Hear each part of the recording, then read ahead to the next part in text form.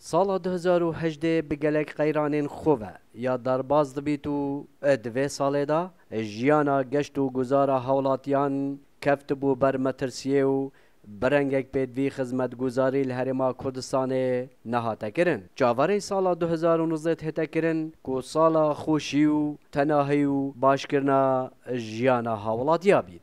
هیوی امیدت من اوه گوالات مدیسا سر پید خوب بگیرید اوه مالک آودان والاتک آودان.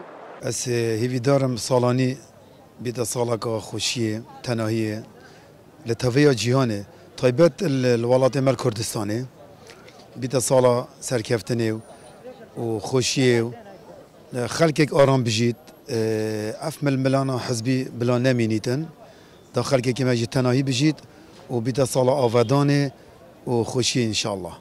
خودی مدوید بو خلق ما کردستان و خلق ملت ما کرد سرکویتن و سالکا یا برکت بیتن و یا ناجح بیتن و بله یا اف آریشت ما ویت کردستان ما دگل ناف خویی و دگل حکمت ما یا عراقی او پریکن و چه اودی نبن چه نخوشی نبن.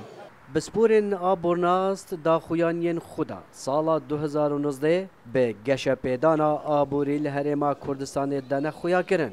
هاولاتی جی جاورین مجده و پیامین دل خوشکر بوان د سالانو دا هبید. سلام بالای دنگی امریکا دهر.